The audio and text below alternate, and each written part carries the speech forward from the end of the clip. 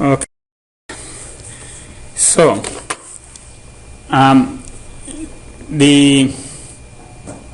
if you define as 0 and 1, then basically 0 means first value, and whatever value you get, the parameter b1 would be the difference between the two alternatives. So better is to do this way, and the difference between the two is then 2bj. So basically bj here is the b1 parameters. Now let's see. So here is it. For 3 categories, you don't want to use 1, 2, 3. What you want to do is define x1 and x2. Alright? So x1 is 0 means not type A, and 1 means type A. x2 means 1 is type B, 0 means not type B, and then you have 4 possibilities actually. So here you have 0, 0 is type C, 0, 1 is type B, and 0, 1, 0 is type A. Basically, so you have these 3 possibilities. But if it is 0 here, we define 0 as not type A and 0 as not type B. So basically, if it is not type A, not type B, so it is type C. And when you will do the regression, we'll come up with the parameters B0, B1, B2, and error. So B1 now indicates whether it is A or not A, and B2 indicates this is B or not B. Right? So this is the difference. So somehow it gives some idea of B, and this gives some idea of A, and then to get the idea of C, you have to combine both of them. All right? And the way you will do it, by A equal to whatever, and then by B equal to, you put 0, 1, and by C equal to, you put 0, 0. So yc equal to will come out b0, and ya will come out b0 plus b1, and yb will come out b0 plus b2. So basically this is the effect of C, this is the effect of A, and then this is the effect of B. So C is just A? Huh? C is just A? But the way we have defined is like this. We have defined that C means when x1 and x2 are 0, 0. So when you put 0, 0 here, x1 and x2, then yc equal to b0 plus error. But doesn't this mean that type C cannot be affected by the input, by the predictor variable? No. So type C is a predictor. Type B is a predictor. It's just how you code them here. These are the predictors. This is actually, there is only one predictor variable which has three types. There is no x involved in type C. So the x is represented by 0, 0. That's the whole new thing that I'm trying to put here, is that normally before this you would have just thought about 1, 2, and 3.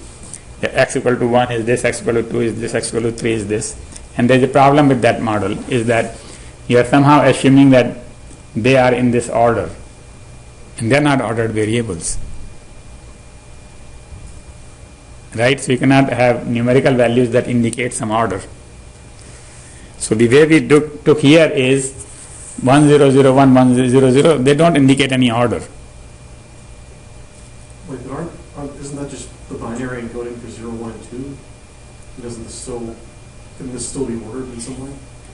No, see, the thing is, this doesn't order. If you combine those two, like you said, this is 0, this is 1, this is 2.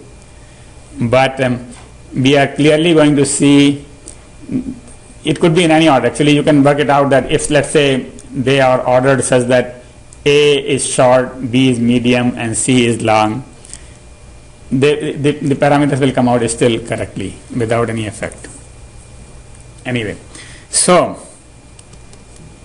what I wanted to say was, and this you can continue for so let's see, for 3 variables we did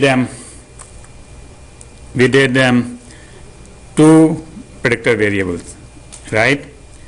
For k variables you will need k minus 1 predictor variables.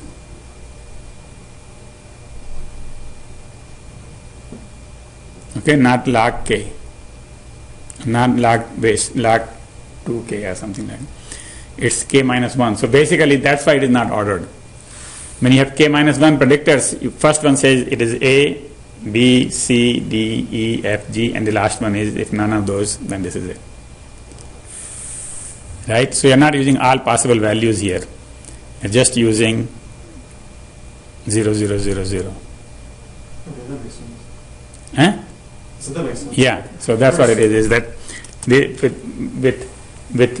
with 2 we don't see that very much, but there are 4 possibilities and we're using 3 of them, and it looks like we're just using almost everything.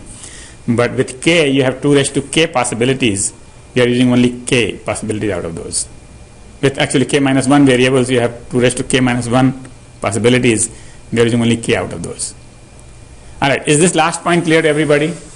So let's say if you want to do something which has 4 categories. How many predictors do you need? 3, okay. And you will define them as x1 equal to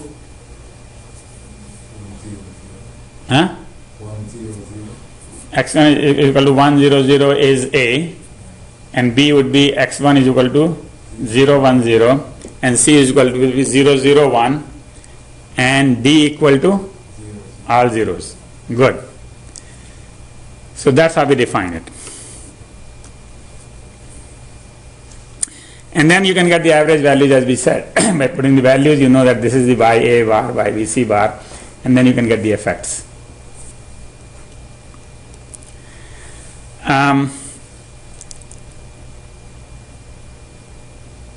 So this is what we already said, that for k variables you need k minus 1 binary variables.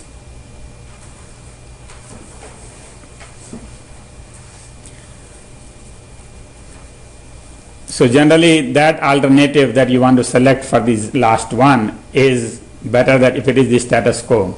That is something that is a standard that everybody wants to compare against. So that you put as 0, 0, 0, 0. And then everything else comes out as increment over that. Right? Because as you notice that B0 was the standard, and everybody else we measured as B0 plus B1, B0 plus B2, B0 plus B3. So B1, B2, B3 are the increment over the standard.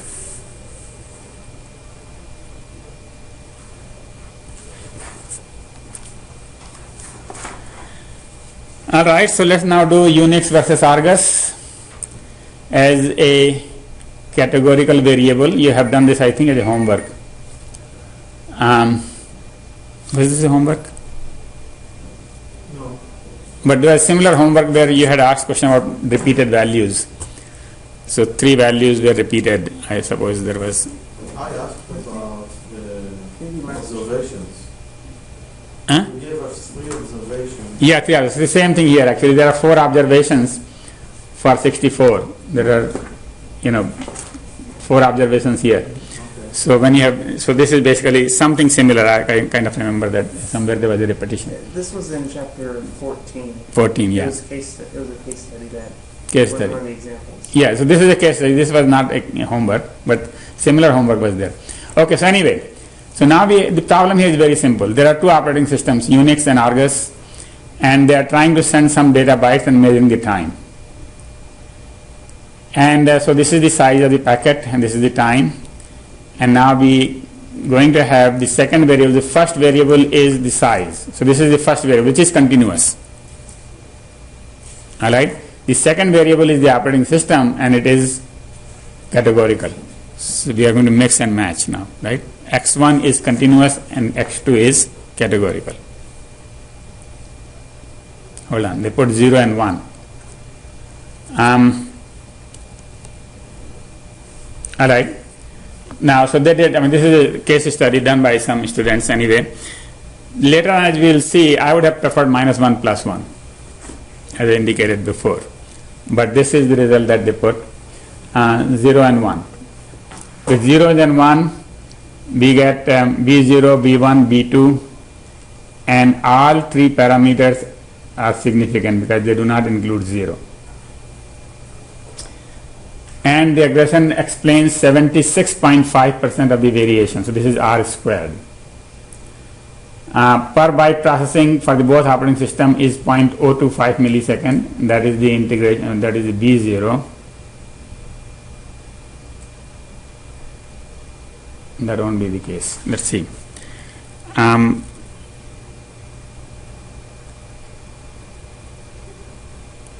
If you have 0 and 1, when you put a 0, per byte is B1 anyway. B1 is always, okay, so B1 is what we are reading here. So B1 is the per byte cost, 0.025 is the per byte cost. The setup cost on two operating systems, Argus and Unix. So if you put 0, you get Argus and the setup cost, and in that case it is B0 plus B1. And then if you put 1, then you get Unix, and that is B0, B1 plus B2. So the B2 actually is the Unix Argus difference. So minus 14.927 is the difference between Argus and Unix. Now, to find out how much it is in Argus, you have to just put a 1, and then that means add up all of these. On Argus, you will just put a 0 here, so you will add up these two. So on Argus, it is 36.73, sum of these two, and on Unix, sum of all those, and that comes out to 14 point. Well, I haven't given the number. All I am saying is 14.927 millisecond more than that with Unix. So Argus is more. So basically Unix is basically that number, whatever comes out, 22 something or 21 something.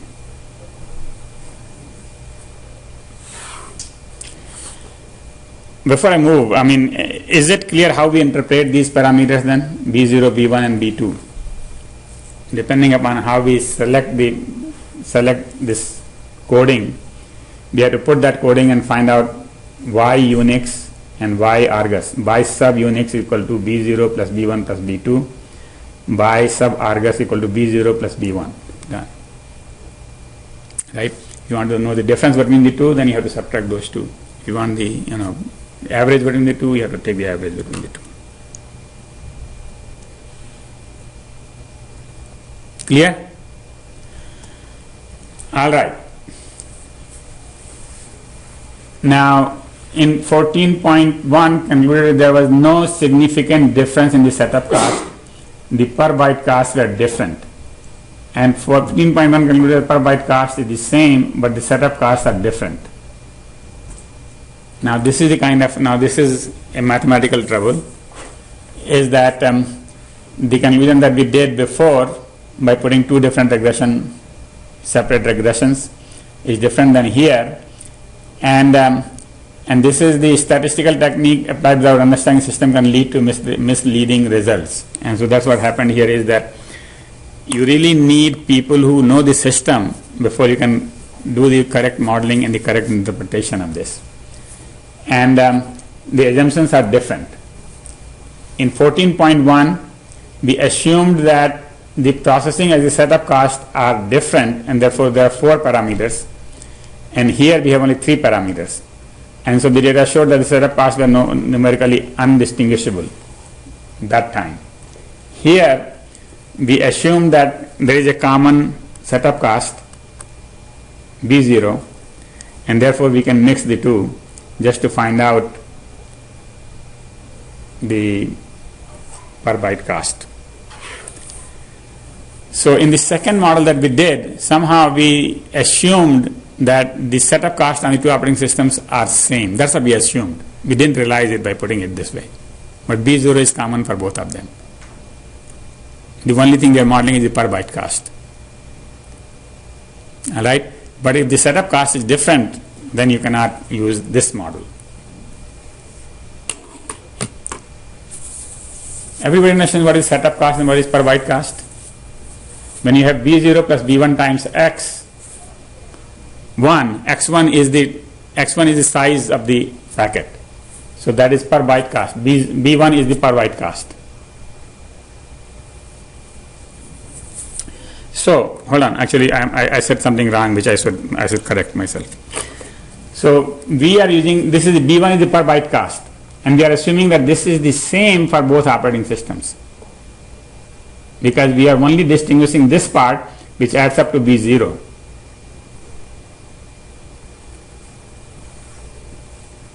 Which one you are saying? B1 is constant. B1 applies to both. When we say, so when we said 0.25, that is B1 per byte, that is not for one operating system, that is for both operating systems. We are assuming that both operating systems take the same time for per byte, which is an assumption we made, but that is not true. That may not be true. If it is not true, then we need two different B1s.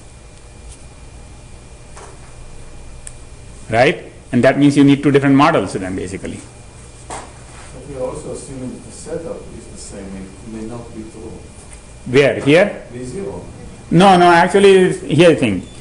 The total, let me write down the model. The total, okay, let's write down this way. I mean, you can do it right here on the screen. So if we were just not worrying about Argus, then the model is B0 plus B2 plus B1x1 for Unix. B0 plus B2 plus B1x1. B0 plus B2 is the setup cost, and B1 is the per byte cost for Unix. Right? And then if we were just doing for Argus, then the model would be B0 is the setup cost and B1 is the per byte cost. Right? So we are assuming for both cases the same per byte cost. The setup cost is different.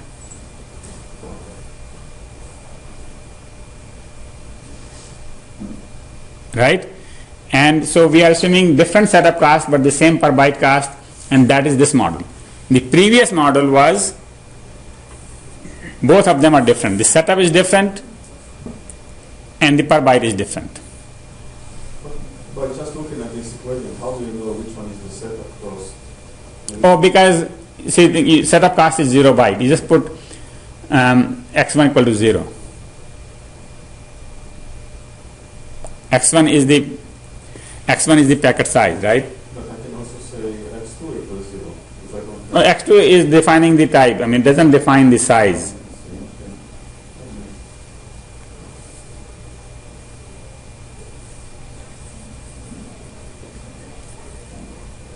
Okay, so there is some fine point here that you have to understand, is that when you put many variables in a model, you have to understand what you are doing, how those variables, how they are changing the model.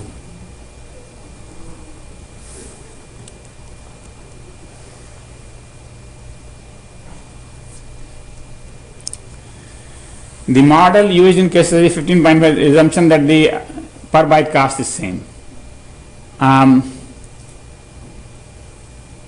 And that could be the case if it is related to something else like disk or operating system or network or something like that. But you know, the thing is, the only people who will know this is the programmers. It's very difficult for a statistician to look at the data and say, well, you know, what is the case? All a statistician can do is probably analyze both ways if they understand that they are making this assumption, and then see if they get into this kind of thing. Okay. So again, we came up with a case where simpler models are better models. Yeah. That's one point. Yeah. What you just said means that on slide 31, the bullet before last is incorrect. Which bullet? Previous slide. Previous slide. Bullet before last. Here we assume that only the processing time. This slide? No, next one. In the bullet before last, we assume here that only the processing time is the same, not the setup. This slide, last line you're reading, right? No, the one before that. Study was based on the assumption that the processing as the assessor sign are different. But here we assume that only one of them is the same. Yeah. Both. Yeah. So we are assuming the same per byte cost. And that's what in the next line is. This one is the cost. This is the line. It says that Okay.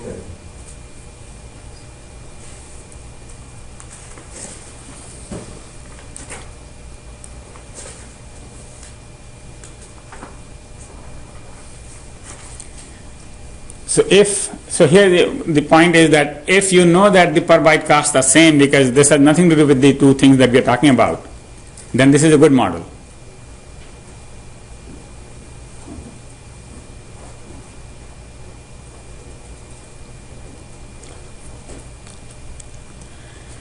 All right, that finishes categorical variables. Now we go into another complication, and that is if it is not linear.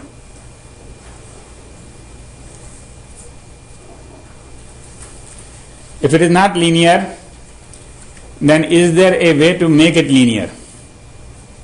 If it can be made linear, then we call it curvilinear. So not everything is curvilinear, and there are very different non-linear solutions. But let's go one step at a time. Let's assume what can we do with the curvilinear. For curvilinear, basically we do whatever is required to make it linear. So for example, if y equal to b x raised to a is the thing that we see that it's like parabolic or cubic or something like that, then we take the log on both sides and it becomes linear. Now we predict log y as a function of log x.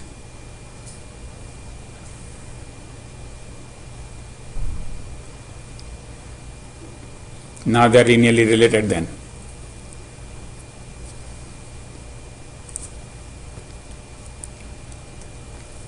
So here are some examples. If y is equal to a plus bx, the linear would be y is equal to a plus b times 1 upon x. 1 upon x is the transformation that we use. If y equal to 1 upon a plus bx, then the transformation is 1 upon y is equal to a plus bx. This is a linear regression. And so on.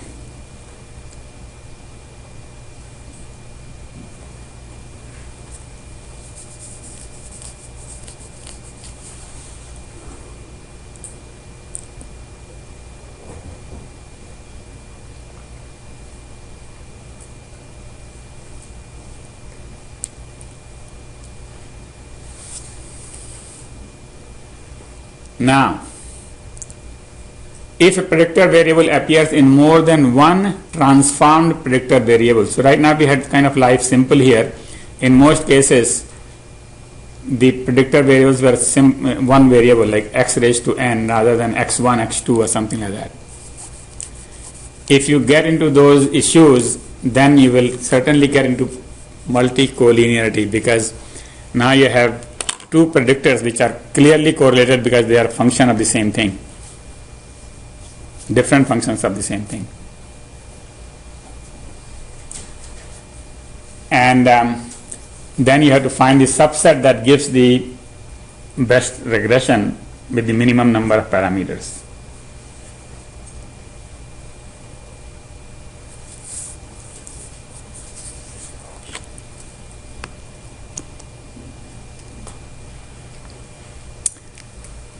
So here is an example of curvilinear regression. Amdahl's law. Everybody knows Amdahl's law? Nobody knows Amdahl's law? Somebody knows what is the most famous law? Moore's law. Moore's law everybody knows, right? What is Moore's law? Every 18 months. Yeah, let me just. Do you know what is Moore's law?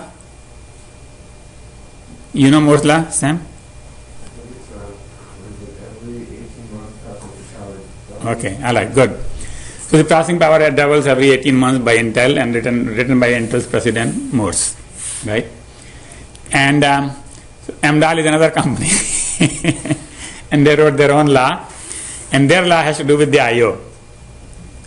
And the law says that I/O rate is proportional to the processor speed. If you get your processor becomes 18 months twice as fast, then you need I/O which is twice as fast.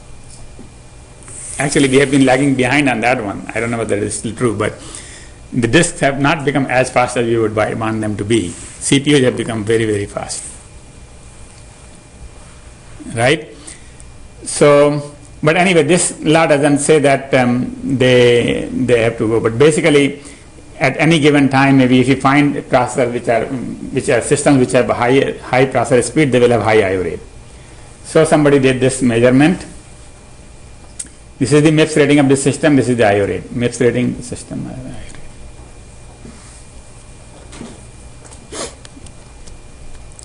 Right? And before we accept the proportionality, let's assume that it is not proportional, it is power of something. So we assume that the IO rate is alpha times MIPS rate raised to B1. If you take a log of both sides, you get log IO is equal to log alpha plus B1 times log MIPS. It's quite possible that, so here this is B0 and this is B1. Now, so let's just do that. So this is the X. So this is the log. These are the log values. X1, Y, observation number, and we do the B0 and B1. This is the mean, this is standard deviation, this is the confidence interval. So none of these are 0. That's good. Now both coefficients are significant at 90%. Regression explains 84% of the variation, which is okay. I mean, can't complain too much. At this confidence level, we can accept the hypothesis that the relationship is linear since the B1 includes 1. The question is B1 1 possible? If B1 is 1, then it is a linear relationship.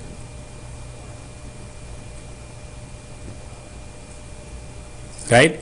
And since V1's confidence interval includes 1, we cannot reject, we cannot say whether it is not 1. Why does it matter if it includes 1 or not? Oh, because Amdahl's law says it is proportional, directly proportional. So Amdahl's law says B1 equal to 1. It doesn't say it is proportional to a square or 1.5 power or something. It says proportional.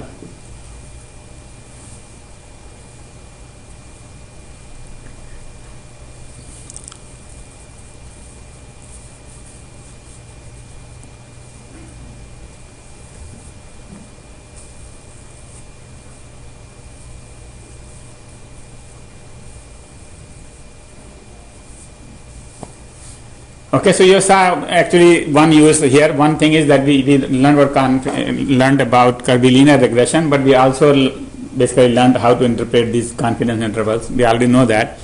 We use it for zeros all the time, but now we see that we need to check it for 1.